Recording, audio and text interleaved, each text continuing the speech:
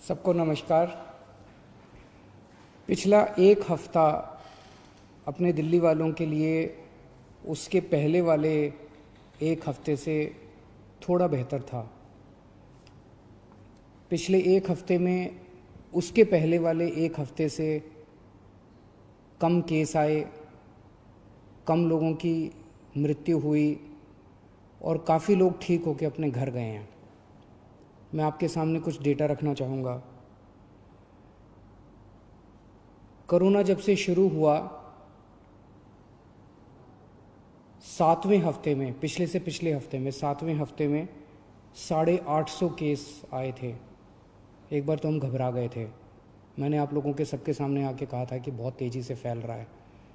850 नए केस आए थे 7वें हफ्ते में, और पिछले हफ्ते 8वें हफ्ते में 622 केस आए हैं, थोड़े कम हुए। दुनिया भर में देखा गया कि एक बार कोरोना बढ़ना चालू करता है तो इतनी तेज़ी से बढ़ता है कि हफ्ता दर हफ्ता फिर वो डबल, चौगुना, 8 गुना, 16 गुना बढ़ता जाता है। फिर वो डबल पे डबल होता जाता है। लोग कहते हैं 4 दिन में डबल हुआ, 8 दिन में डबल हुआ, लेकिन 7वें हफ्ते में पिछले हफ्ते में 850 केस आए थे और पिछले हफ्ते 622 नए केस आए थे। 7वें हफ्ते में 21 लोगों की मौत हुई थी, पिछले हफ्ते में 9 लोगों की मौत हुई थी। हमारा मकसद है एक भी व्यक्ति की मौत नहीं होनी चाहिए। थोड़ी कम हुई थी। पिछले से पिछले हफ्ते 21 लोगों की मौत, पिछले हफ्ते 9 लोगों की मौत हुई थी। पिछले से पिछले हफ्ते 7वें हफ्ते में 260 लोग ठीक होके गए थे। अस्पतालों से 260 लोग ठीक होकर अपने घर गए थे। 8वें हफ्ते में, यानी कि पिछले हफ्ते, 580 लोग ठीक होकर अपने घर गए थे। तो एक तरह से दुगने से भी ज़्यादा लोग ठीक होकर अपने घर पिछले हफ्ते गए थे। तो अगर हम ये देखें कि जितने लोग नए आए थे बीमार होके और जितने लोग ठीक होके गए, अगर नेट देखें तो एक तरह से 566 लोग पिछले से पिछले हफ्ते हमारे अस्पतालों में नेट आए थे और पिछले हफ्ते केवल 34 लोग आए थे नेट। तो एक तरह से पिछला हफ्ता अच्छा रहा। हम सब लोगों ने, आप सब लोगों ने बड़ी कठिनाई के साथ ये जो लॉकडाउन है इसका पालन आप लोग कर रहे हैं, और अगर हम इसी तरह से पालन करते रहें तो मुझे उम्मीद है इस महामारी से हम लोग निजात पा सकते हैं। पिछले हफ्ते रविवार को जब मैं आपके सामने आया था, मैंने कहा था कि अभी हम लोगों ने तय किया है कि लॉकडाउन एज इट इज़ जारी रहेगा, कोई रियायत नहीं दी जाएगी, और 27 तारीख को हम लोग इस पे दोबारा निर्णय लेंगे कि लॉकडाउन को जारी, इसमें कुछ रियायत देनी है कि नहीं देनी है। तो एक ही रियायत आज हम दे रहे हैं, वो ये कि परसों रात को केंद्र सरकार ने कुछ तरह की दुकानें खोलने का निर्णय लिया है। उस केंद्र सरकार के आदेश को हम दिल्ली में भी लागू कर रहे हैं। ये आदेश क्या है ये मैं आपकी जानकारी के लिए बता दूं।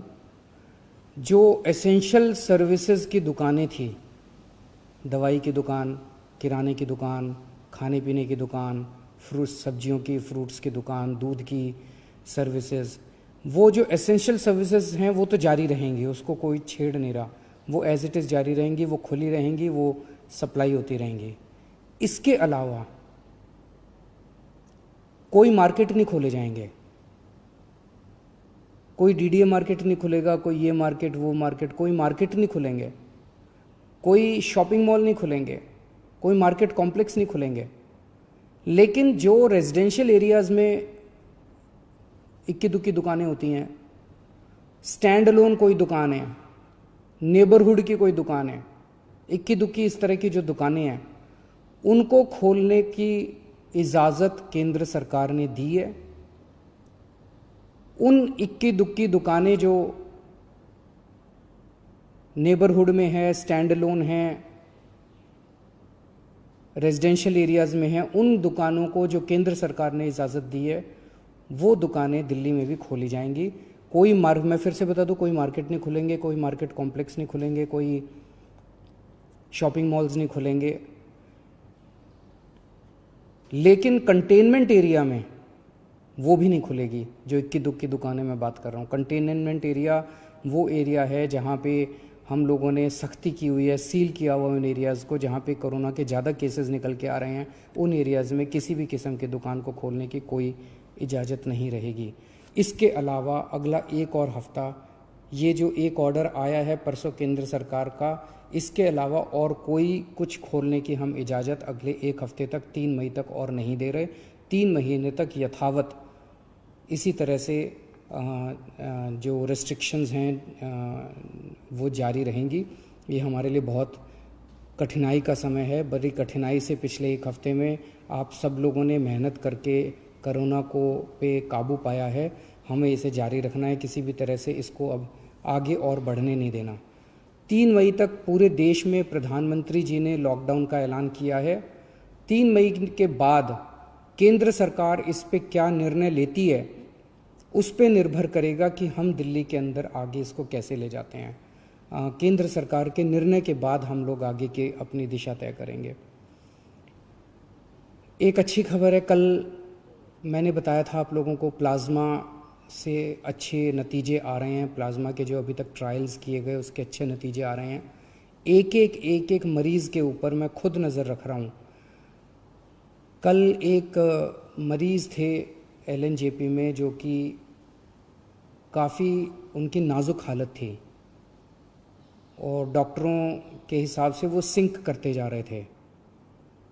उनको प्लाज्मा दिया गया और उनकी तबीयत में काफ़ी अच्छा सुधार हुआ है। आज सुबह तक काफ़ी सुधार हुआ है उनकी तबीयत में। मैं डिटेल्स में नहीं जाऊंगा, डिटेल्स में जाना सही नहीं है, लेकिन उसको देख के हमारा उत्साह बढ़ा है इस प्लाज्मा थेरेपी को लेके कि इतने सीरियस मरीज भी ठीक हो सकते हैं इनसे। मैं उम्मीद करता हूं कि वो पूरी तरह से स्वस्थ होकर अपने घर जाएंगे। अभी तो ICU में ही हैं और मैं एक हमारी कोशिश है कि कोई भी मरीज़ प्लाज्मा का, उसकी मौत नहीं होनी चाहिए। किसी की भी मौत होती है तो बहुत दुख होता है। हमारे डॉक्टर्स, सभी अस्पतालों के डॉक्टर्स, नर्सेज पूरी कोशिश करते हैं उन लोगों को बचाने की, एक जान बचाने की पूरी कोशिश करते हैं। हमारी कोशिश है कि किसी भी व्यक्ति की मौत नहीं होनी चाहिए। एक व्यक्ति से मैं पर्सनली उसकी खबर रख रहा हूँ, एक मरीज़ की खबर रख रहा हूँ।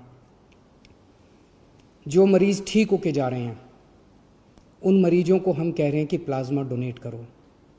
एक मरीज़ से मैं भी बात कर रहा हूँ, मेरी टीम भी बात कर रही है और उन्हें प्रोत्साहन देते हैं कि आप डोनेट कीजिए। मुझे बहुत खुशी है कि सब लोग आगे आके दूसरों की जान बचाना चाहते हैं। हर धर्म के लोग, चाहे वो किसी भी धर्म के हो, किसी भी जात के हों, सब लोगों के मन में एक जज्बा है कि मेरी जान बची, अब मैं किस तरह से दूसरों की जान बचा सकता हूँ। मेरे मन में एक विचार आ रहा था, मैं सोच रहा था कि कल को, अब जब मैं पिछले कुछ दिनों से लोगों को ब्लड डोनेट करने के लिए, प्लाज्मा डोनेट करने के लिए इतना हम लोग उनको प्रोत्साहित कर रहे हैं, तो मेरे मन में एक विचार आ रहा था कि कल को कोई पेशेंट, मान लीजिए हिंदू है और बहुत सीरियस है, हो सकता है उसको मुसलमान का प्लाज्मा उसकी जान बचाए। मान लीजिए कोई पेशेंट मुसलमान है, बहुत सीरियस है, हो सकता है किसी हिंदू का प्लाज्मा, हिंदू के शरीर का प्लाज्मा उसकी जान बचाए। भगवान ने जब धरती बनाई थी तो उसने तो इंसान बनाए थे। हर इंसान की 2 आँखें हैं, एक जैसा शरीर है, लाल रंग का खून है, उसी किस्म का प्लाज्मा है। भगवान ने तो हमारे बीच में कोई दीवार पैदा नहीं की। भगवान ने तो किसी किस्म के ये धर्म वो धर्म हमारे बीच में किसी किस्म की खाई पैदा नहीं की। ये तो सब हम ही लोगों ने की हुई है। कोरोना होता है तो सबको होता है ना, कोरोना तो हिंदू को भी होता है, कोरोना तो मुसलमान को भी होता है। और आपके शरीर का प्लाज्मा जब बचाता है तो वो हिंदू का प्लाज्मा भी दूसरे को बचाता है, मुसलमान का प्लाज्मा भी बचाता है। हिंदू का प्लाज्मा मुसलमान को भी बचाता है, मुसलमान का प्लाज्मा हिंदू को भी बचाता है। तो फिर ये दीवारें हम लोगों ने आपस में क्यों पैदा की हुई हैं? कम से कम ये कोरोना की बीमारी से हम ये सीख तो ले सकते हैं। अगर हमारे देश के सब लोग, हिंदू, मुसलमान, सिख, ईसाई, जैन, बौद्ध, हम सब मिलके एक साथ काम करेंगे, प्यार और मोहब्बत से काम करेंगे, तो ये देश को कोई नहीं हरा सकता। इस देश के सामने पूरी दुनिया को झुकना पड़ेगा। हमारा देश इतना अच्छा है। और अगर हम बट गए, आपस में लड़ते रहे, तो फिर कोई उम्मीद नहीं बचती है। तो मुझे लगता है इससे हमें ये सबक लेना चाहिए। अगर आपके मन में कभी भी कोई दुर्भावना आती है किसी दूसरे धर्म के व्यक्ति के प्रति, तो ये सोच लेना कि हो सकता है उसका प्लाज्मा कल को आपके काम आए और आपकी ज़िंदगी बचाए। Thank you.